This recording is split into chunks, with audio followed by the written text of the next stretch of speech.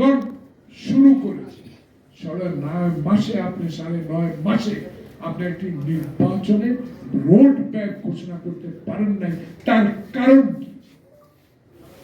আমি আশ্চর্য। আমি এটা আমার ব্যক্তিগত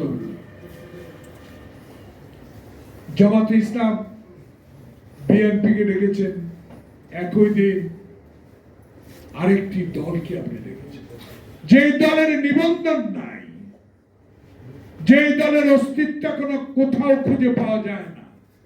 ঢাকামুখী একটি রাজনৈতিক দলের কথায় যদি নির্বাচন বিলম্বিত করেন, এর দায়িত্ব তো আপনাকে বহন করতে হবে।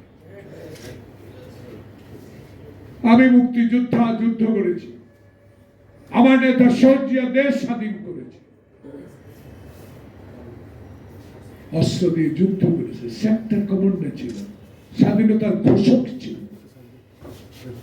অহংকার আমরা করি না, অহংকারের দলও আমরা না।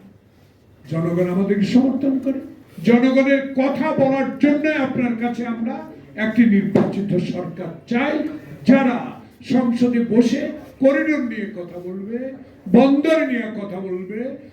আজকে যে শহীদ মিনারে পল্লী বিদ্যুৎ সমিতির কর্মচারীদের দাবি নিয়ে কথা বলবে, এমন সরকার আসবে, এমন নির্বাচন, সুষ্ঠু নির্বাচনের মধ্য দিয়ে যারা সচিবালয়ের উত্তপ্ত অবস্থাকে নিরসন করতে পারে। এমন সরকার তারেক রহমান চায়, যে সরকার নির্বাচিত হয়ে পার্লামেন্টে যাবে, সেই সরকার বর্ডারে গুলি বন্ধ করতে পারবে, ভারতবর্ষের অগণতান্ত্রিক কার্যকলাপ বন্ধ করার জন্য ফাইট করতে পারবে। শেখ হাসিনাকে দৃশ্যমান আইনের আওতায় বিচার করার দাবি তারেক রহমান তার দল করেছে, সেটা দৃশ্যমান করার যে ব্যবস্থা আপনি আজও করতে পারেন না।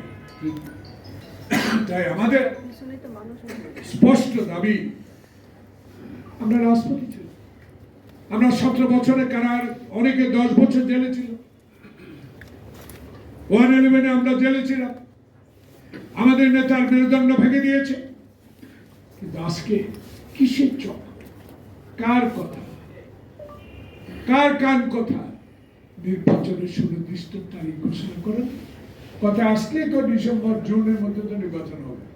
কোন জুনে হবে? 2025, 2026, 2027 না 2028? ঠিকই, আপনি 2026-এর কথা। কিন্তু আমরা তো জনগণ থেকে চাই না। এত বিলম্বিত কেন? কারণটা কি? কাউকে সংগঠন শক্তিশালী করার জন্য, সংগঠন বাড়াবার জন্য?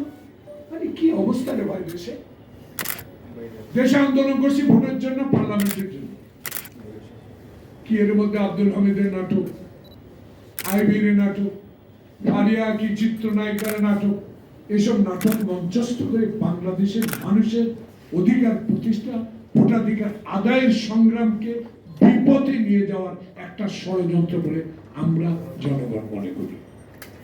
আজকে আমরা অনুরোধ জানাবো আপনার কাছে, আমরা রাস্তায় নামতে চাই। গর্ষতা ভালোই বলেছি, রাস্তায় নামলে থাকতে পারে, কিন্তু সে ব্যবস্থা আমরা করতে চাই।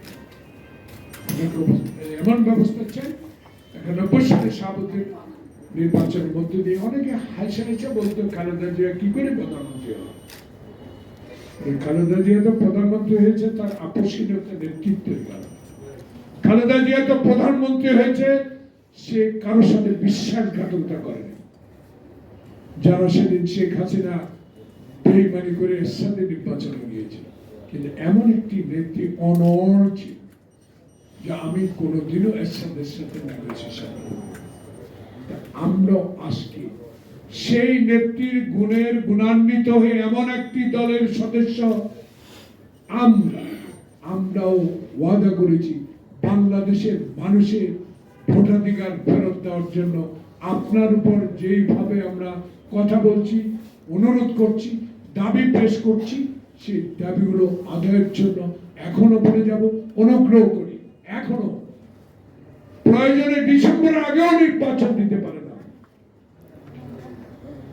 দেশের মানুষ অস্থিরতা আছে, রাস্তা হাইজাক হয়, হাইওয়ে রোড হাইজাক হয়, ব্যাপারটা কি? আইন শৃঙ্খলা কোথায়? কেউ বলে শ্রমিকদের বেতন না দিলে জেলে যেতে হবে। আরে যিনি এই কথা বলেছেন কোটা ইন্ডাস্ট্রির মালিক, কোন মিছিলে ছিলেন, কোন আন্দোলনে ছিলেন, হাসিনার বিরুদ্ধে কোথায় মিটিং করেছেন? এখন তো পতাকা বা এই গাড়িতে চলেন, উপদেষ্টা হয়ে গেছেন, কথা ইন্ডাস্ট্রি করেন, বিদ্যুৎ দিতে পারেন না, গ্যাস দিতে পারেন না, বেতন দিবে কোথেকে? আরো কেউ কেউ বলে 54 বছরের রাজনৈতিক নেতারা কি করছে। আসলে কত হলো, সরকারের মধ্যে সরকার যদি থাকে, সেই সরকার সুষ্ঠুভাবে কাজ করতে পারে না। তাই আপনি স্পষ্টবাদী, আমরা জানি, আপনি স্পষ্ট ভাষায় আমরা আপনার কাছে জানতে বলতে চাই, দয়া করুন, অনুগ্রহ করুন, একটা নির্বাচনের তারিখ রোডম্যাপ দিয়ে দেন, আজ দেন, কাল দেন, তারিখ বলতে হবে। নির্বাচন ডিসেম্বর মধ্যে হতে হবে। সবাইকে ধন্যবাদ।